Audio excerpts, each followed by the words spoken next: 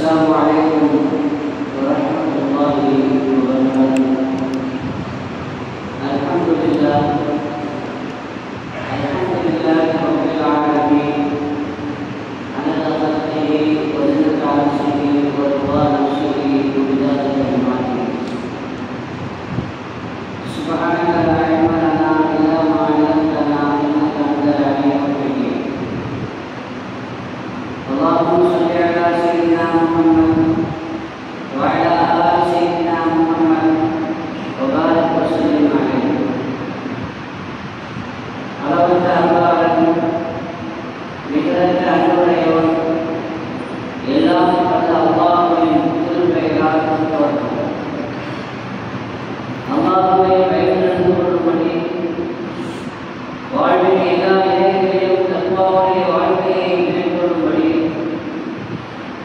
முதலாக எனக்கும் உங்களுக்கும் உபதேசம் செய்து கொள்கிறேன். அல்ஹம்துலில்லாஹ், வரலாற்று சிறப்புமிக்க பாரம்பரியமான பினான் கபிதான் மஸ்ஜிதில் தரிகராவுடைய பயானை நிகழ்த்துவதற்கும் தொடர்ந்து சுபாவத்தை நிகழ்த்துவதற்கும் வாய்ப்படைந்த அல்லாஹ்வுக்கு எல்லா புகழும். ஏற்பாடு செய்த நிர்வாக பெருமக்களுக்கும் உங்கள் அனைவருக்கும்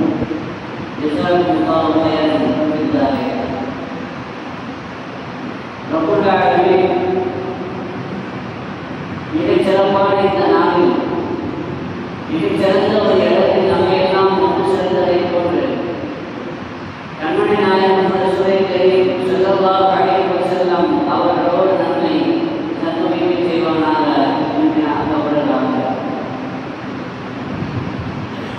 ஈமானுடைய சொந்தங்களை உலகத்தில் புத்திசாலி யார், அதற்கான வரைபடம் என்ன,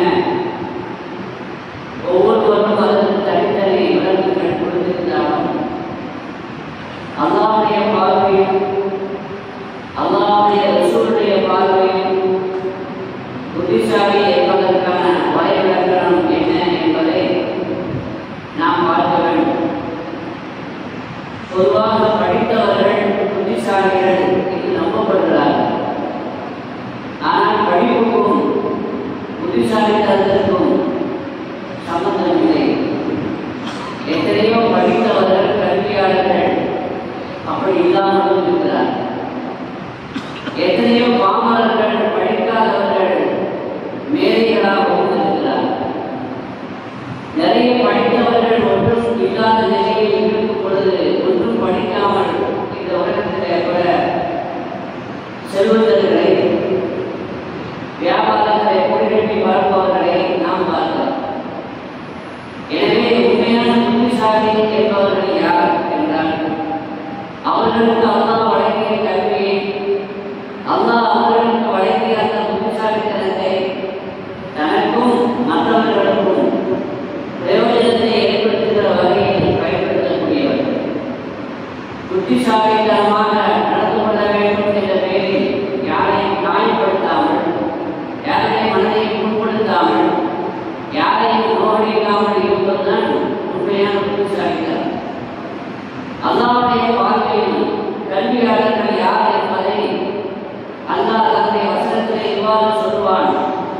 அம்மன் ஹுவ கானிதுன் ஆனா அல்லைலி சாஜிதன் வ காயிமா யஹ்தரு காஃபிரா வ யர்ஜு ரஹ்மத ரப்பி குல் ஹல் யஸ்தவி அல்லதீன யஅலமூன வல்லதீன லா யஅலமூன்.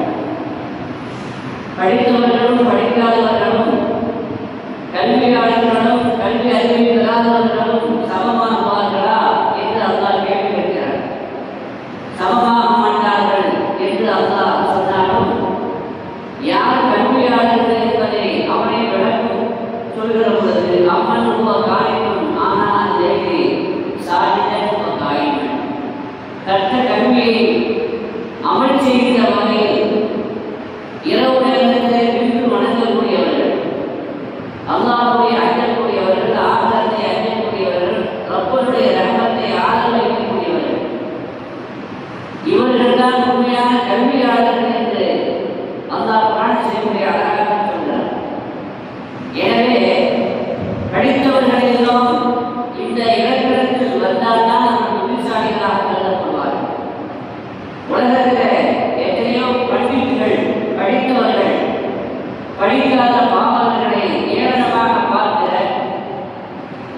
அவர்களை இழிவுபடுத்துகிற வகையில் பேசுகிற ஒரு மனப்போக்கை நாம் பார்த்தோம். ஒரு பெரிய படித்தவர், மேலே இருந்து அதை கல்விக் கொள்ளக்கூடியவர் சலூன் கடைக்கு சென்றார். அந்த நாளில் கேட்டால் முடிவெட்ட எவ்வளவு, சேவிங் பண்றது எவ்வளவு என்று கேட்டார். அவர் சொன்னார், சேவிங் பண்ணணும் அப்படின்னா உதாரணத்துக்கு 10 வெள்ளி, முடிவெட்டணுமான 15 வெள்ளி என்று அவர் சொன்னார். அது தமிழிலே சவரம் என்று சொல்வார். முடிவெட்டுறது கைவிட முடிவெட்டுறது, சவரம் என்று சொன்னால் முகத்திருந்த முடியை மடிப்பது, சேவிங் பண்றது என்று பொருள். விசாரித்தமாக பேசுகிறவர்கள் பேர் அப்படின்னு தலையை சவரம் பண்ணிருக்கிறார். ஏன்னா மற்றவர்களோட முடிஞ்சிருக்கிறார். என் தலையை சேவிங் பண்ணி அப்படிங்கிற மாதிரி சொல்லியிருக்கிறேன். நாவிதம் பெருந்தோடு வந்தவர் கொஞ்சம் படித்தாரமாக இருக்கார், கொஞ்சம் வயசானவராக இருக்கிறார் என்று அவர் சரி என்று உட்கார வைத்துவிட்டார். ஆனால் கூட படித்த துடுப்பு தனக்கு தந்தத்தை படிப்பு வைக்கிறது என்ற அந்த மாணவர்களே நாவிதரை கொச்சைப்படுத்த வேண்டும் என்று நினைத்து அவரிடத்தில் பேச்சு கொடுத்தார். உங்களுடைய தொழில் அது கைகள் செய்கிறது.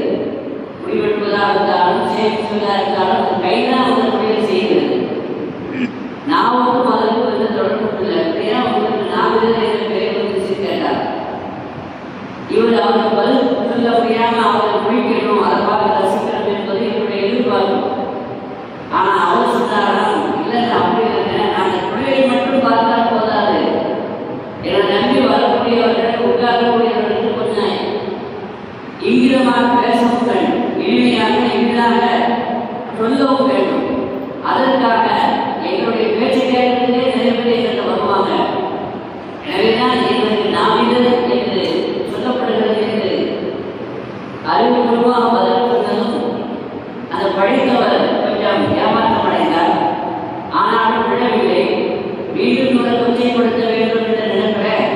கையில் இருக்கிறது என்ன, கத்திரிக்கோள். அது என்ன கோல்? கத்திரிதான் பேர கோல். அது கத்திரி மட்டும்தான் இருக்கிறது, கோல் எங்கே இருக்கிறது என்று அவரிடத்தில் திரும்பி கேட்டிருக்கிறார். அவர்கள் பதிலாக உட்கார்ந்து சார் வந்து கொஞ்சம் சிரிப்பா பேசுறீங்க கொடுத்தது அப்படின்னு சமாளிச்சார். ஆக அவரை ஏமாற்றாம அவரை வெக்கப்பட வைக்கணும் என்று நினைத்தவருக்கு நிறைவேறக்கூடிய ஆசை. இந்த நிலையில இப்ப நாவிதருடைய பங்கு, அவர் மீசையில கை வச்சு அதை படித்தவர்கள் கேட்டாரா, ஐயா இந்த மீசை உங்களுக்கு வேணுமா அப்படின்னு கேட்டார். வேணும் அப்படின்னு சொல்லியிருக்காரு. உடனே அந்த மீசையை முழுமையாக பணியடிச்சு முழுமையாக சிறைச்சு அந்த முடிவெடுத்து அவர்கிட்ட கொடுத்துருக்காரு. இல்லையான்னு கேட்டா, நீ என்ன வேணும்னு சொன்னீங்க, அதனால இன்னும் கைவிட்டாரேன்னு சொன்னார். அவர் எதிர்பார்க்கவில்லை. அடுத்து அழகான அருமையான குடும்பத்தில் கை வைத்து, ஐயா இது வேணுமா என்று கேட்டிருக்கிறார். இவர் உஷாராகிவிட்டார். வேணும் இருந்ததால மீசையை எடுத்து தந்த மாதிரி குடும்பமும் வேணும் அப்படின்னு சொன்னா, அதை தந்துருவாரு. வேணாம், வேணவே வேண்டாம் அப்படின்னாராம். குடும்பத்தையும் படிச்சு, ஐயா நீ தான் வேண்டாம்னு சொல்லிக்கல, இந்த குப்பையில போட்டுறேன்னு சொன்னாங்க. ஆக நாம் கேவலப்படுத்த வேண்டும் என்று நினைக்கிற பொழுது படிக்காதவன் அவன் குப்பி இருக்காது என்று நாம் நினைத்தார். அவர்களுக்கும் நேரம் வருகிற பொழுது நம்மை கேவலப்படுத்தி விடுவார்கள். எனவே குப்பியை எல்லாரும் கொடுத்திருப்பது அதை காயப்படுத்துவதற்காக பயன்படுத்துவதற்கு அல்ல, மாறாக பயனுள்ள விதத்திலே அதை பயன்படுத்த வேண்டும் என்பதற்காக. நபிகள் நாயகம் ரசூலை கரீம் ஸல்லல்லாஹு அலைஹி வஸல்லம் அழகாக சொல்வார்கள், அல் கையிசு மன் தான நஃப்ஸஹு வ அமில லிமா பஅதல் மௌதி என்று சொல்வார். கையிஸ் என்றால் புத்திசாலி என்றால் யார்?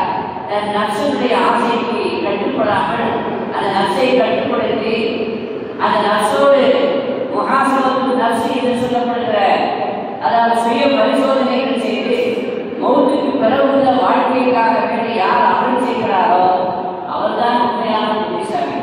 ஒரு ஆணிசு புத்திசாலித்தனமாக இல்லாமல் இருப்பவர் அவருக்கான அடையாளம் என்னவென்றால், அவர் மனோ இச்சைப்படி வாழ்ந்து கண்கொண்டித்தனமாக நடந்து, ஆனால் அல்லாஹ்விடத்தில் அல்லாஹ்விடத்தில் சொத்தத்தை அல்லாஹ்வுடைய ரஹ்மத்தை ஆதரவு வைத்து ஆசைப்பட்டுக் கொண்டிருப்பவர் என்று நபிகள் நாயகம் ஸல்லல்லாஹு அலைஹி வஸல்லம் சொன்னார்.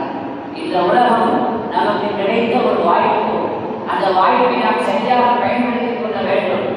இந்த உலகத்திலே நாம் வாழ்வதற்கு கிடைத்த இந்த நேரத்தை காலத்தை நிச்சயமாக நாம் வீணடித்து விடாமல் பிற்காலத்தினுடைய மரணத்திற்கு பிறகு உள்ள வாழ்க்கை அது சிறப்பாக ஆக வேண்டும் என்று நாம் அதை பயன்படுத்திக் கொள்ள வேண்டும். அப்படி பயன்படுத்திக் கொண்டால்தான் அது புத்திசாலி.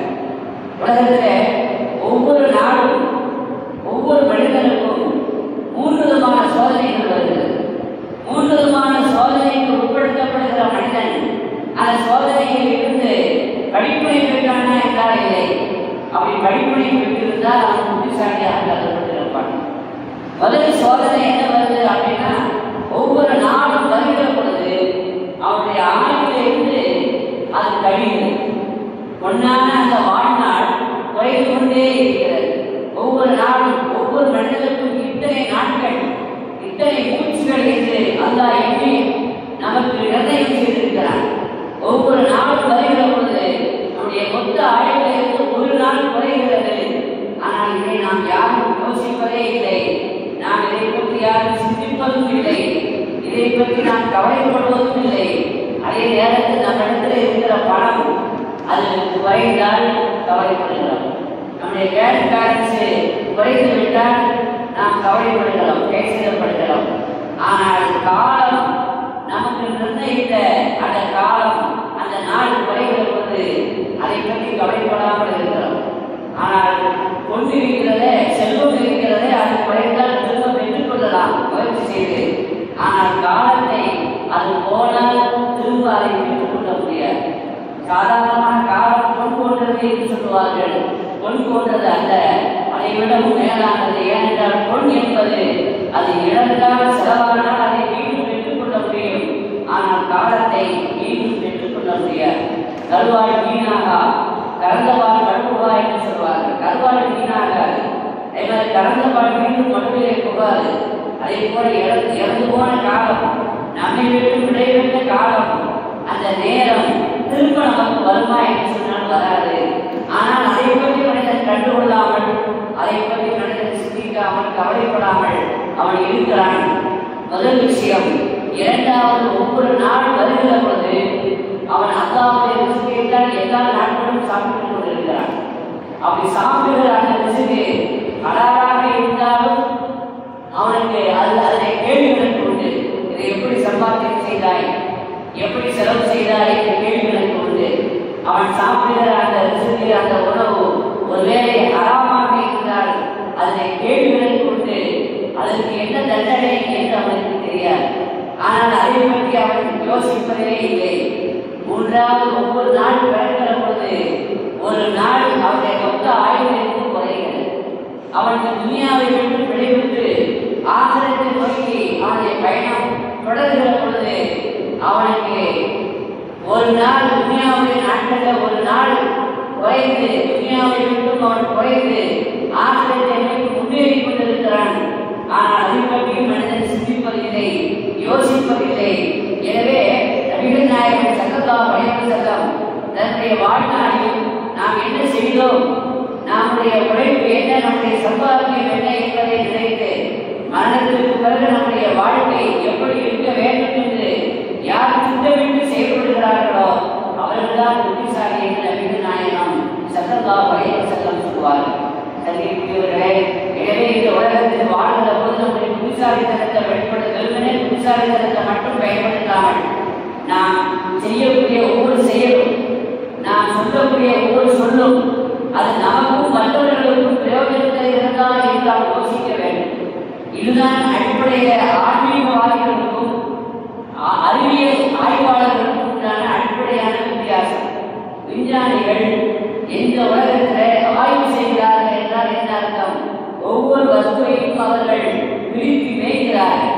பகுத்து அந்த வஸ்துவை பிரித்து அவர்கள் ஆய்வு செய்கிறார்கள். விஞ்ஞானிகள் அதை பிரித்து அவர்கள் ஆய்வு செய்வதனால் இந்த உலகத்தில் கண்டுபிடிப்புகள் அதிகமாகிவிட்டது. ஆனால் பிரிவுகள் அதிகமாகிக் கொண்டே இருக்கிறது. அந்த முன்காலத்தில் எந்த அளவுக்கு நாம் சேர்ந்து இருந்தோமோ, முன்காலத்தில் நாம் இணைந்திருந்தோமோ அப்படியெல்லாம் இல்லாமல் உலகம் இந்த உள்ளங்கையை சுருக்கிவிட்டது. அதை போல அறிவியல் வளர்ந்து விட்டது. ஆனால் உள்ள உள்ளம் சுருங்கிவிட்டது. ஆனால் ஆன்மீகவாதிகள் அவங்களுக்கு எப்படி இருப்பார்கள் என்றால் சேர்த்து சேர்த்து பார்ப்பார்கள். உலகத்திலே அவர்கள் யாரையும் வித்தியாசப்படுத்தி பார்க்க மாட்டார்கள். எனவே அவர்கள் சேர்க்கிற காரணத்தினால் ஆன்மீகவாதிகளுடைய சிந்தனை, நபிமார்களுடைய சிந்தனை, அல்லாஹ்வுடைய நேசர்களுடைய சிந்தனை எல்லோரையும் இணைத்து பார்க்கும். அறிவாளிகள் எல்லோரையும் பிரித்து பார்க்கிறார்கள் என்று வித்தியாசத்தை சொல்வார்கள். எனவே நாம் சேர்க்க வேண்டும் என்பதைத்தான் நபிகள் நாயகம் ஸல்லல்லாஹு அலைஹி வஸல்லம் நம்முடைய பூரா வாழ்நாளிலும் சேர்ந்து சேர்ந்து நாம் வாழ வேண்டும், பிரித்து வாழக்கூடாது என்பதை வலியுறுத்தினார். ஜும்மாக்கு வந்திருக்கிறோம், அதே மாதிரி தொழிலுக்கு வந்திருக்கிறோம். நாம் எல்லாம் எப்படி உட்கார்ந்துக்கிறோம்?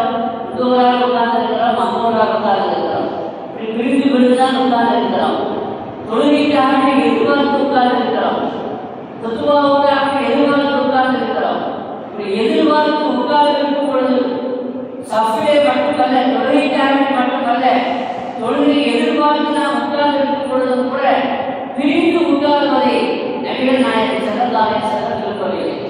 பெருமானார் ஸல்லல்லாஹு அலைஹி வஸல்லம் பள்ளிவாசலுக்கு வருகிறார்கள். அப்படி பள்ளிவாசலுக்கு வருகிற பொழுது சஹாபாக்கள் பிரிந்து உட்கார்ந்து இருக்கிறார்கள்.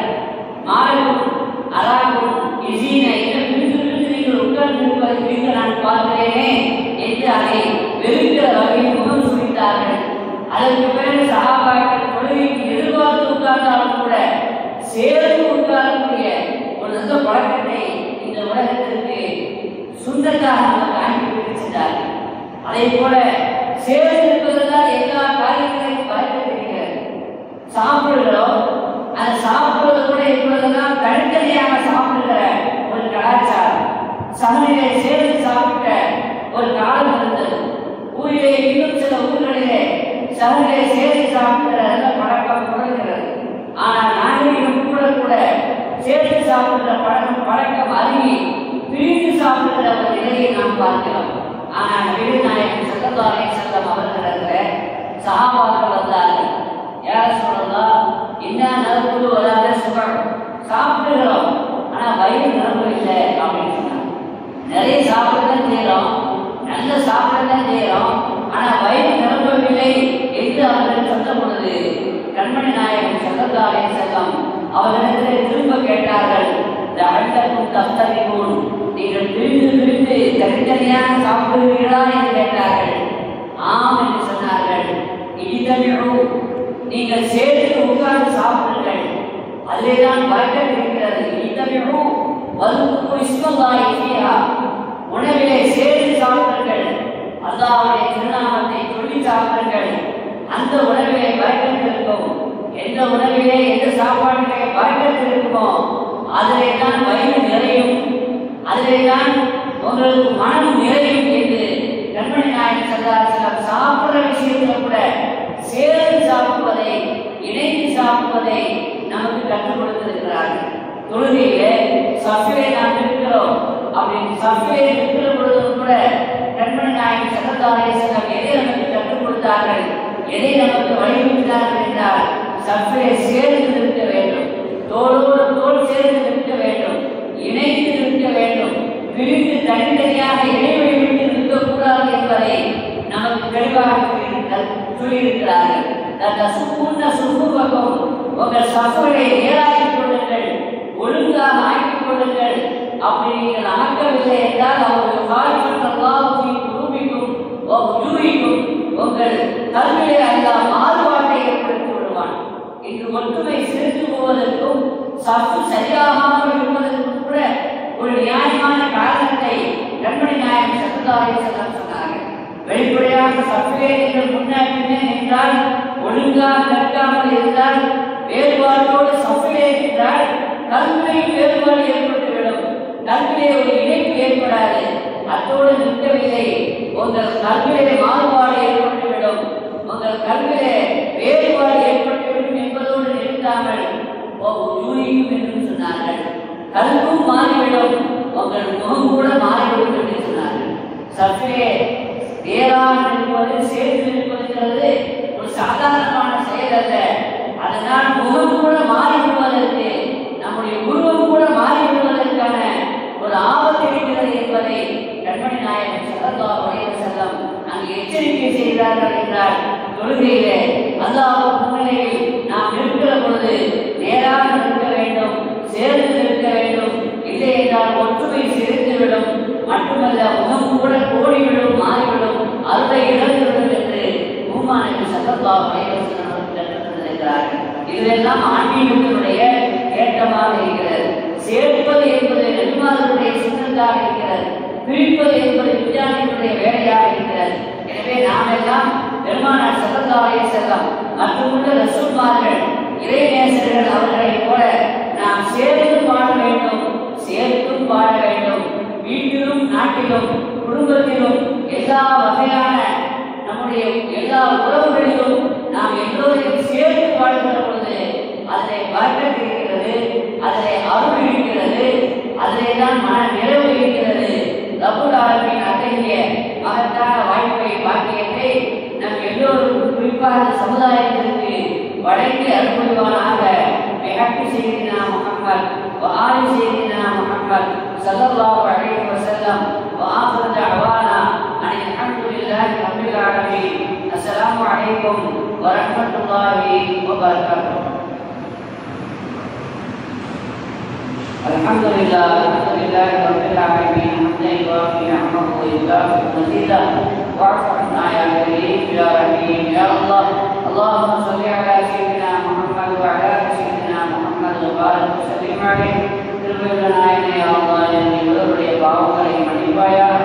யா அல்லாஹ், எங்களுடைய ஆயுளை சரீர சுகத்தோடு நீளமாக்கி வைப்பாயா. எங்கள் கவலைகளை போக்குவாயா, கஷ்டங்களை நீக்குவாயா, மனதிற்கு நிம்மதியையும் சந்தோஷத்தையும் தந்தல் புரிவாயா. யா அல்லாஹ், எங்களது எல்லா ஆயுதங்களையும் நிறைவேற்றி வைப்பாயா.